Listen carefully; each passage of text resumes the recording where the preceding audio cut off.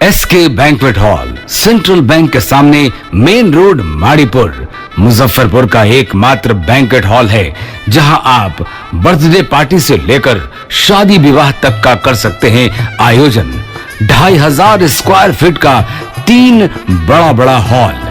SK banquet hall में seminar, wedding ceremony, kitty party या birthday party के साथ अन्य आयोजन को किया जा सकता है। 24 घंटे बिजली पानी के अलावे पार्किंग और लिफ्ट की सुविधा है उपलब्ध। फुल्ली एयर कंडीशन इस बैंक्वेट हॉल में 1, 2 नहीं 18 बाथरूम और कई कमरे हैं उपलब्ध। बेहतरीन लाइट से सुसज्जित एसके बैंक्वेट हॉल बुक करने के लिए आज ही संपर्क करें 7005576759 82599547 इस न्यूज के प्रायोजक हैं मां Bhavani decor private limited, 0 mile Dadar road, Khudiram Bose college के निकट, मुजफ्फरपुर।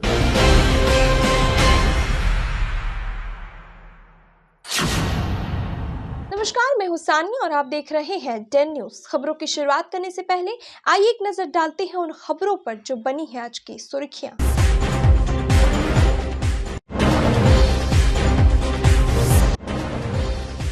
अग्निपथ सेना भर्ती योजना के खिलाफ अभ्यर्थियों का भारी बवाल। मुजफ्फरपुर सहित बिहार के कई जिलों में रहा आवागमन ठप। लाठीचार्ज के बाद शांत हुआ माहौल।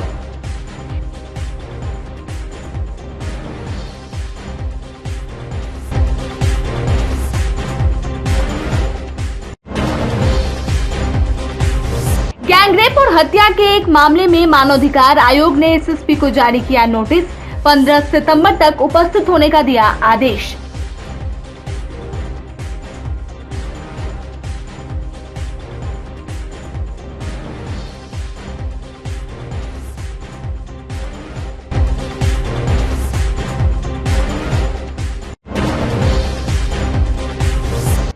और यूपी की योगी सरकार के खिलाफ इनकलाबी नौजवान सभा ने निकाला प्रतिवाद मार्च। कहा, अल्पसंख्यकों पर बेवजह चलाया जा रहा है बुलडोजर।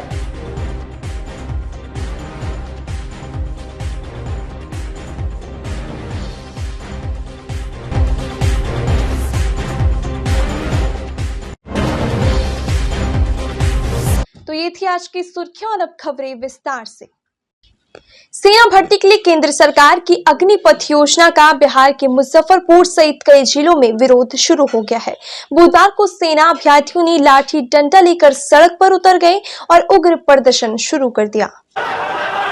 सबसे पहले अभ्यर्थी ने आर्मी रिक्वायरमेंट ऑफिस पहुंचे, वहां पर विरोध जताया, लेकिन कोई ठोस जवाब नहीं मिला तो अभ्यर्थियों को हुजूर माड़ीपुर होते हुए भगवानपुर चौक पहुंच गया।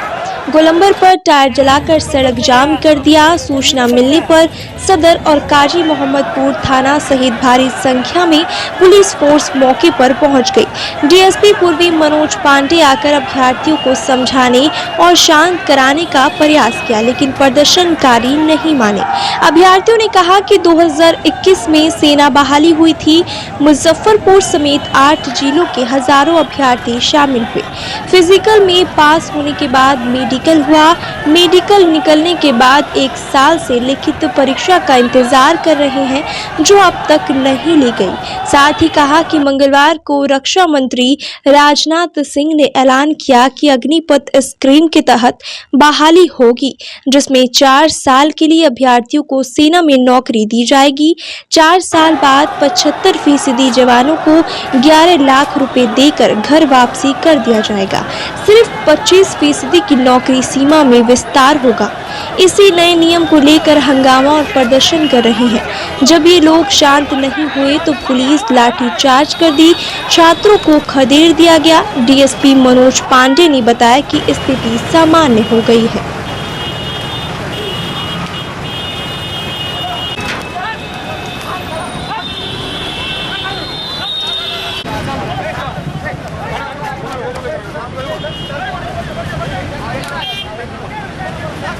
सारे हो गया हम लोग का, बताइए हम लोग उम्र भी बीत गया।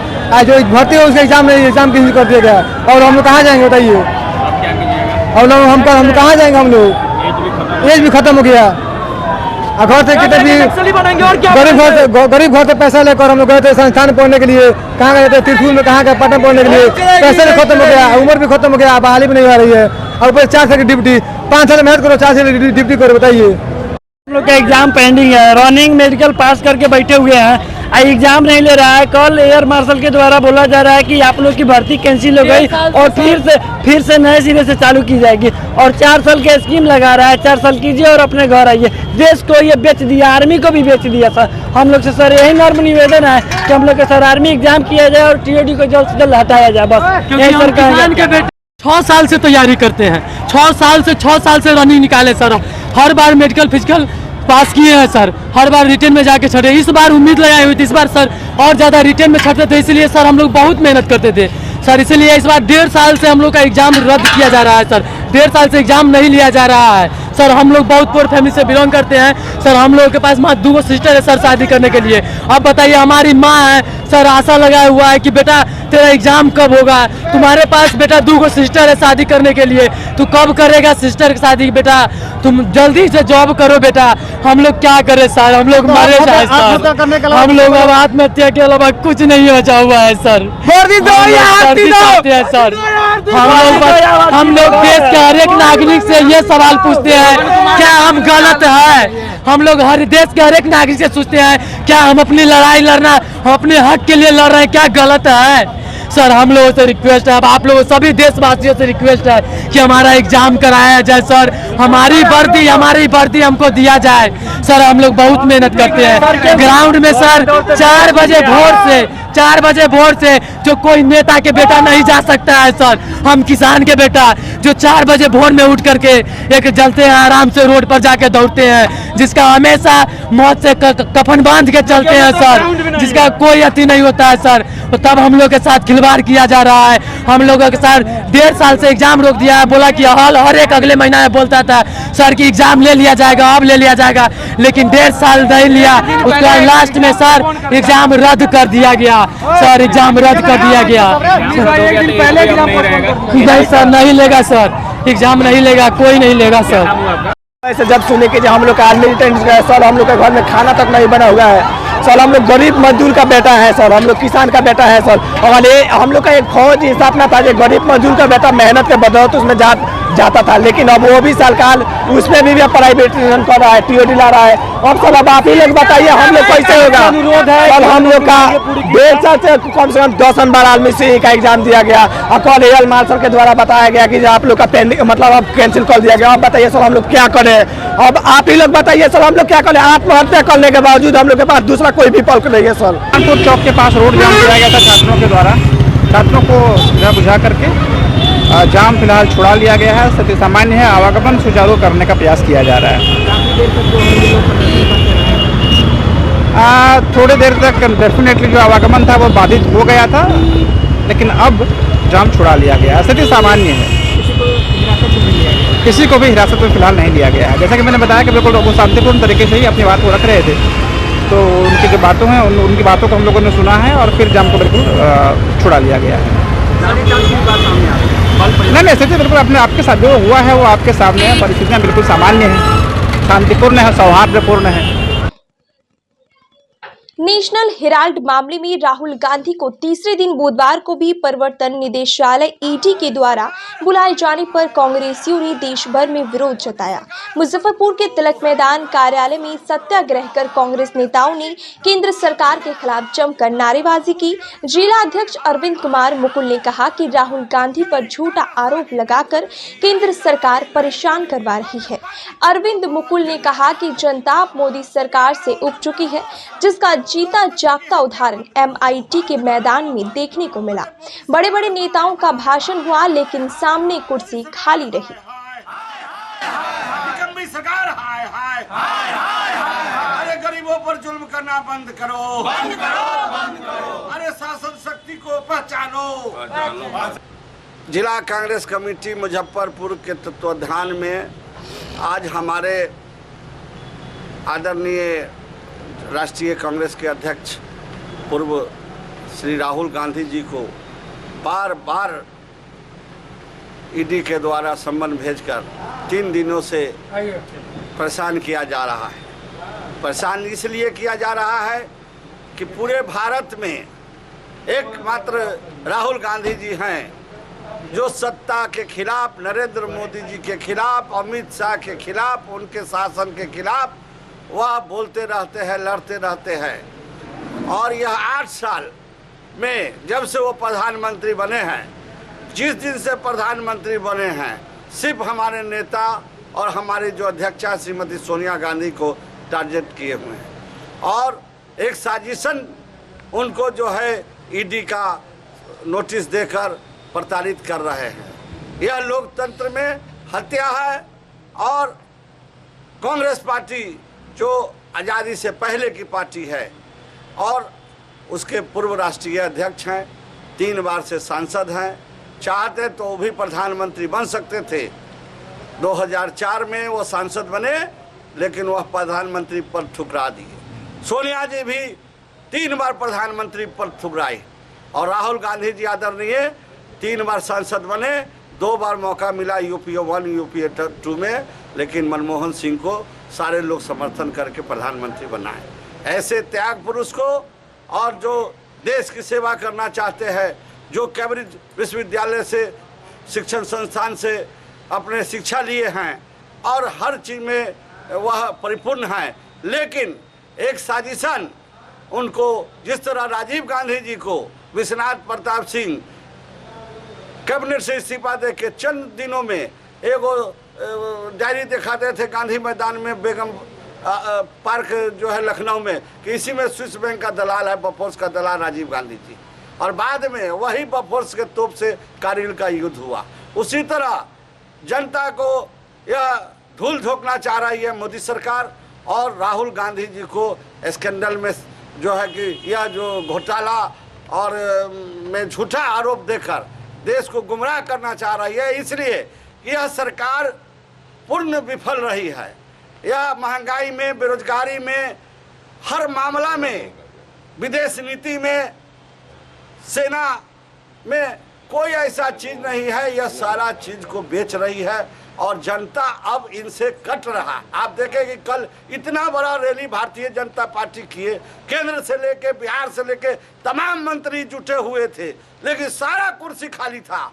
मात्र 100-150 लोग जो इनके पूंजीपति लोग हैं, जो पल रहे हैं, जो उनके सरकार के आड़ में बिजनेसमैन लोग हैं, वही आगे आपको अगली पंक्ति में दिखाई दिए। सारा कुर्सी खाली था, इसलिए कि जनता इनको नकार रही है, जनता इनको अब देखना नहीं चाह रही है। इसलिए हमारे नेता राहुल गांधी जी को, राष्ट्रीय अध्यक्ष सोनिया गांधी जी को प्रताड़ित कर रही है और कांग्रेस पार्टी इसको बर्दाश्त नहीं करेगी। अभी हम बापू महात्मा गांधी जी के बताए हुए रास्ता पर सत्याग्रह कर रहे हैं, लेकिन जरूरत पड़ेगा तो हम लोग बहुत बड़ा आंदोलन करेंगे, इतिहास रचेंगे मुजफ्फरपुर में। अगर यह छछरापन अगर नहीं छोड़े मोदी जी और अमित शाह तो उनको बहुत महंगा पड़ेगा। भारतीय जनता पार्टी के नेता MP MLA को घर से निकलना बंद कर देंगे और उनको चलना बंद कर देंगे।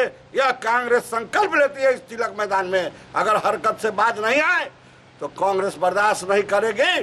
जो आदमी जिसका पिताजी इस देश के लिए प्रधानमंत्री थे, शहादत हुए, उनकी दादी का शहादत हुआ और वैसे परिवार को आज तंग तबाह किया जा रहा है। मुजफ्फरपुर के साहिबगंज थाना क्षेत्र में किशोरी से गैंग रेप और हत्या के आरोपितों की गिरफ्तारी नहीं होने पर राज्य मानवाधिकार आयोग ने सख्त रुख अपनाया है। आयोग ने SSP को नोटिस भेज के जवाब तलब किया है। SSP को 15 सितंबर तक आयोग के समक्ष उपस्थित होकर अपना जवाब देना होगा। घटना साहिबगंज थाना क्षेत्र की है, जहां दिसंबर 2021 को एक किशोरी को अगवा कर लिया गया था। इसकी सूचना पिता ने थाने को तत्काल दी, लेकिन थाना स्तर से 6 माह बीत जाने के बावजूद कोई कार्रवाई नहीं की गई। आरोपितों ने किशोरी के साथ गैंग रेप किया और उसकी निर्मम हत्या कर लाश पोखर में फेंक दी। लाश बरामद होने के बाद 21 दिसंबर 2021 को आरोपितों के विरुद्ध साहिबगंज थाने में कांड दर्ज किया गया। पीड़ित पिता ने कहा कि यदि पुलिस सही समय पे कार्रवाई करती तो पुत्री के साथ हादसा नहीं होता। इसकी सूचना जिले के वरीय अधिकारियों को भी दी गई, लेकिन आरोपितों पे कोई ठोस कार्रवाई नहीं हो सकी। इसके बाद उन्होंने मानवाधिकार अधिवक्ता SK झा के माध्यम से बिहार मानवाधिकार आयोग में अर्जी दाखिल की। आयोग ने संज्ञान लेते हुए SSP को नोटिस जारी किया है। 19 दिसंबर 2021 को मेरी बच्ची जो है सो सुबह 5 बजे के करीब में घर से किडनैप होती है और शाम होते होते हम जो है आवेदन थाना में देते हैं कि मेरी बच्ची घर से किडनैप है, अभी तक कोई पता नहीं है। 19 दिसंबर को जिस तरह से हमने पुलिस को आवेदन दिया, उसके आधार पर अगर बच्ची का न्याय पुलिस के द्वारा अपने तरीके से बढ़िया तरीके से किया गया होता तो बच्ची 23 दिसंबर को जो उसका लाश जो है पानी में शव मिलता है वो नहीं मिलता, लेकिन प्रशासन के द्वारा उचित कार्रवाई नहीं होने के कारण आज मेरी एक ही बच्ची थी, वो भी दुनिया से चल बसी। तकरीबन 6 महीना होने को है, लेकिन 6 महीना के अंतर्गत भी अभी तक ऐसा कोई उचित न्याय हमको नहीं मिला है कि बच्ची का इसने हत्या किया, चाहे उसके साथ बच्ची को तकरीबन जिस दर्दनाक तरीके से उसको मारा गया है, सबसे पहले अपहरण किया गया, उसके साथ मारपीट किया गया है, उसके बाद उसके साथ बलात्कार किया गया और तब उसके बाद हत्या किया गया। और मारपीट का भी ऐसा तरीका है जिस तरह से एसिड का प्रयोग करना, छाती के ऊपर रेजर का प्रयोग करना, ये ऐसे माने कि आज के जो मानवता वाली बात है वो मानवता शर्मसार है, लेकिन इस पर पुलिस जो है उस टाइप से कोई ठोस कदम नहीं उठाई है और संतोषजनक कार्रवाई अभी तक नहीं हुआ है, जिससे कि हमको न्याय की आस लेकर जो 6 महीने से हम दर दर का ठोकर जिस पदाधिकारी के पास नहीं जाना चाहिए उस पदाधिकारी के पास जा रहे हैं, लेकिन कहीं से हमको कुछ उचित सिर्फ यही बता रहा, हाँ हम कार्रवाई कर रहे हैं। देखिए 19/12/2021 को इनकी पुत्री गायब हो गई और इन्होंने 19/12/2021 को ही स्थानीय साहेबगंज थाना में आवेदन दिए। सबसे इसमें दिलचस्प बात यह है कि उस आवेदन के बॉडी में भी लिखा हुआ है 19/12/2021 और मैं आज 19/12/2021 इस करके ये इन्होंने लिखा है। बावजूद इसके थाने स्तर से लिखा गया कि थाना में आवेदन प्राप्ति की तिथि 21/12/2021 और FIR लॉन्च करने की तिथि 21/12/2021। तो इसमें जो 2 दिनों का जो नेग्लिजेंसी जो बरता गया है, यही 2 दिन का नेग्लिजेंसी के कारण उस बच्ची के साथ में जो भी कुछ हुआ यही 2 दिन में हुआ। उसके बाद में 23/12/2021 को उस लड़की का शव बरामद हुआ स्थानीय पोखर से, जो शव क्षत-विक्षत अवस्था में था। पुलिस के जो मृत्यु समीक्षा रिपोर्ट है, उस मृत्यु समीक्षा रिपोर्ट में स्पष्ट रूप से लिखा गया है उसके साथ जघन्य मारपीट किया गया और उसके साथ रेप किया गया, उसके शरीर पर तेजाब डाला गया। उसमें इनका कहना ये है जो सूचक है कांड के कि जो इसमें 2 एक्यूज्ड हैं, एक बालिग है और एक नाबालिग उसमें है। तो पहले पुलिस ने बालिग को पकड़ा, पकड़ने के बाद कुछ देर के बाद में उसको छोड़ दिया, फिर नाबालिग को पकड़ लिया पुलिस, जो कि नाबालिग को JJ बोर्ड द्वारा जुवेनाइल उसको डिक्लेयर करा करके उसको जमानत का उसको लाभ मिल गया। और जो बालिग एक्यूज्ड हैं वो गांव में ही रहता है। उसके बाद में इनके ऊपर वह धमकी दे रहा है कि केस को उठा लो, नहीं तो हम जान से मारने की बात कह रहा है। ये बेचारे दहशत में हैं। क्या हुआ है अभी इसमें यह है कि हमारे माध्यम से मानवाधिकार आयोग पटना के समक्ष हम लोग एक अर्जी दाखिल किए। आयोग में हम लोगों ने इस बात को बड़ी प्रमुखता से रखा कि भाई एक देश का एक सैनिक के परिवार के साथ में जिनकी इकलौती लड़की के साथ में जिस ढंग की बात हुई है, इनको न्याय कैसे मिलेगा। तो मानवाधिकार आयोग के स्तर से इसमें काफ़ी सकारात्मक पहल हुई है, संज्ञान लिया गया है और SSP मुजफ्फरपुर को इसमें एक नोटिस जारी किया गया है और SSP मुजफ्फरपुर से 8/9/2022 तक इसमें 8/9/2022 तक SSP मुजफ्फरपुर से जवाब मांगा गया है और इस मामले की सुनवाई 15/9/2022 को आयोग में होना है। भूमिहार ब्राह्मण सामाजिक फ्रंट का प्रतिनिधि मंडल बुधवार को मुजफ्फरपुर काटी क्षेत्र के विष्णुपुर सुमेर गांव पहुंचा, जहां सड़क दुर्घटना में मृत शशि भूषण और बिक्की के परिजनों से मिलकर उन्हें ढाढ़स बंधाया। नेताओं ने कहा कि ये दोनों युवक न केवल सामाजिक कार्यकर्ता थे बल्कि काफी कर्मठ और मेधावी भी थे। लोगों ने 2 मिनट का मौन रखकर उन दोनों की आत्मा की शांति के लिए ईश्वर से प्रार्थना की। नेताओं ने कहा कि जिले में प्रतिदिन दर्जनों लोग सड़क दुर्घटना में मारे जा रहे हैं। सरकार की ओर से ये सड़क दुर्घटना रोकने के लिए कोई कारगर पहल नहीं की जा रही है, जो बेहद दुखद है। नेताओं ने दुर्घटना के शिकार परिवार को भरण पोषण के लिए 25 लाख रुपए मुआवजा देने की मांग की। परिजन से मिलने वालों में फ्रंट के प्रदेश अध्यक्ष सुरेश शर्मा, कार्यकारी अध्यक्ष अजीत कुमार, कोषाध्यक्ष पीएन सिंह आजाद, महासचिव धर्मवीर शुक्ला, जिला अध्यक्ष सहित कई अन्य सदस्य थे। यहाँ मातमी सन्नाटा पसरा हुआ है, पूरा गांव शोक में डूबा हुआ है। इस गांव का 2 नौजवान शशिभूषण एवं विक्की का कल सकरा में सड़क दुर्घटना के क्रम में मृत्यु हो गई। दोनों नौजवान होनहार था, परिश्रमी था, विद्यार्थी था। आज स्थिति है कि मुजफ्फरपुर जिले में प्रतिदिन 2 दर्जन सड़क दुर्घटनाएं होती हैं, जिसमें अकाल मृत्यु हो जाता है लोगों का। काफी माहौल गमगीन हो गया हुआ है।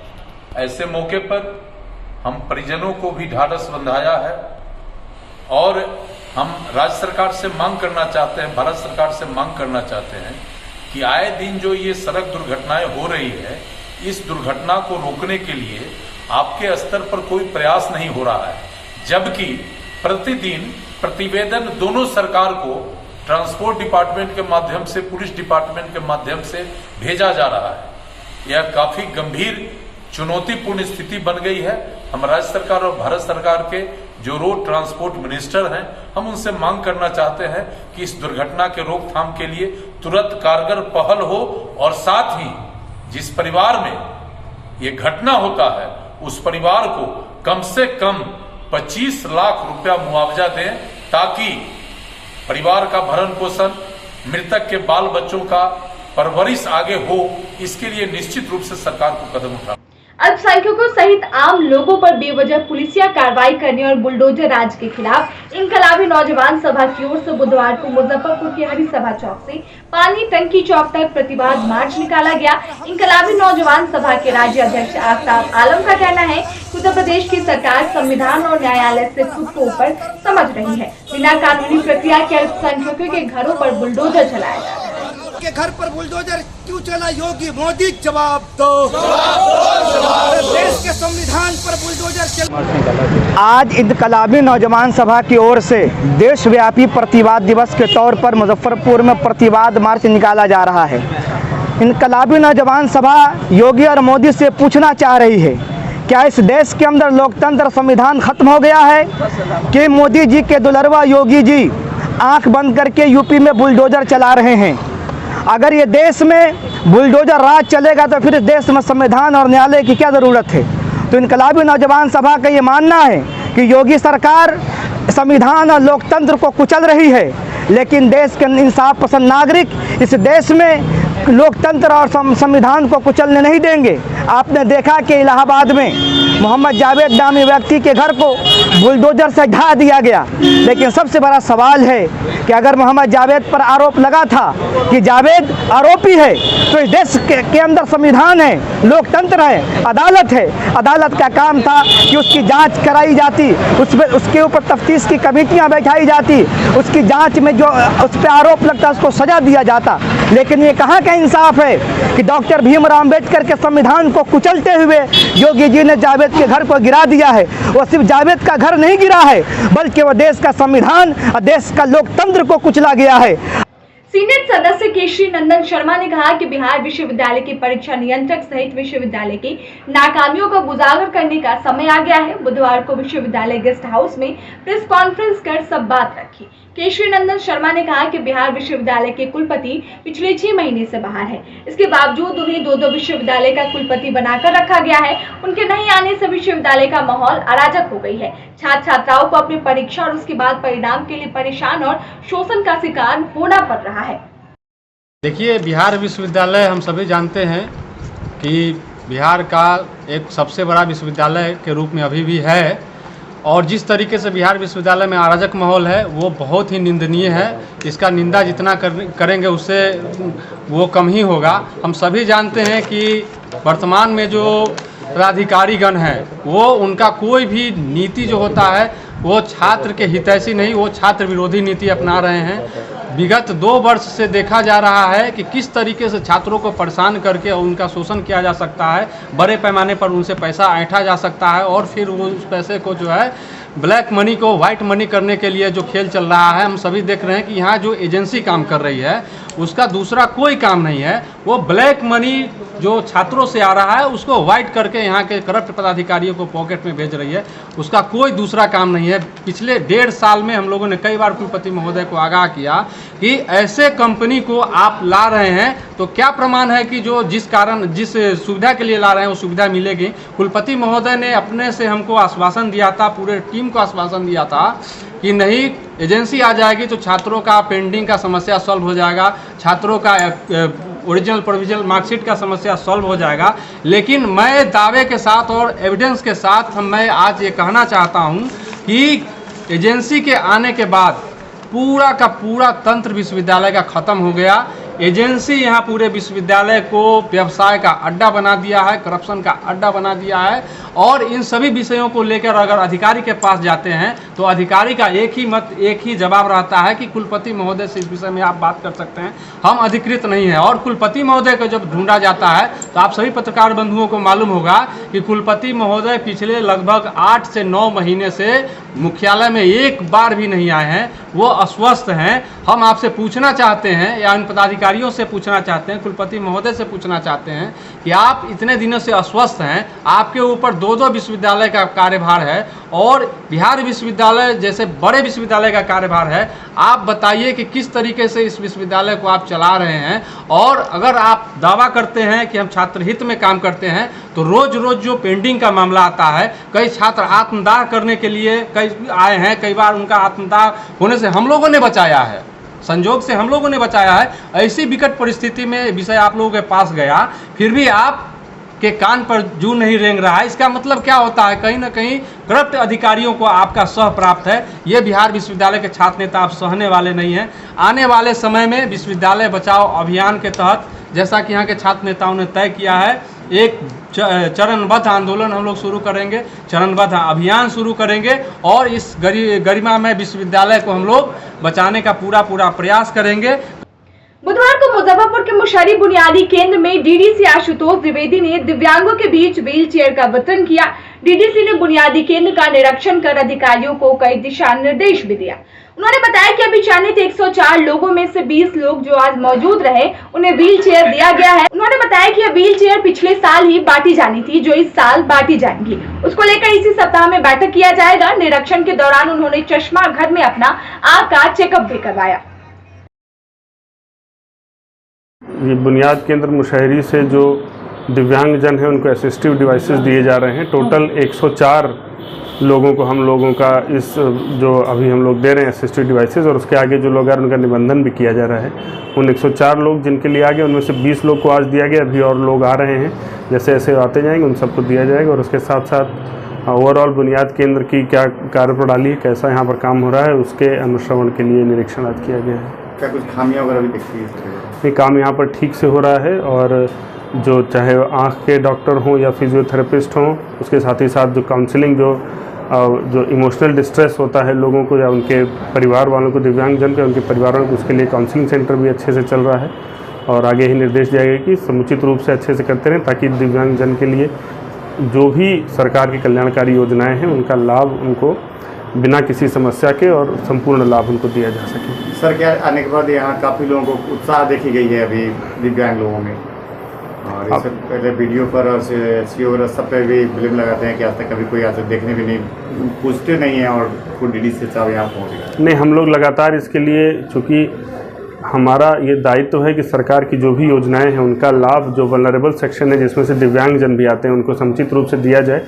तो ये पिछले वर्ष का जो था वो अभी आज बांटा गया है। इस बार के लिए भी हम लोग इसी हफ्ते बैठक कर रहे हैं ताकि और जिन लोग का एप्लीकेशन आया उनमें से जो योग्य हैं उनका चयनित करके उनके लिए हम लोग ऑर्डर प्लेस करेंगे लिम्को को, और वो भी जल्द से जल्द कोशिश होगी कि वो आके जो भी असिस्टिव डिवाइसेज हैं जिनकी उनकी ज़रूरत है ताकि उनके जीवन को और आसान और सरल बनाया जा सके। हम लोग आगे भी इसके लिए लगातार प्रयासरत करते रहेंगे और सतत अनुश्रवण के द्वारा हम लोग ये सुनिश्चित करेंगे कि उनको जो भी लाभ उनको मिलना है वो निश्चित रूप से मिले।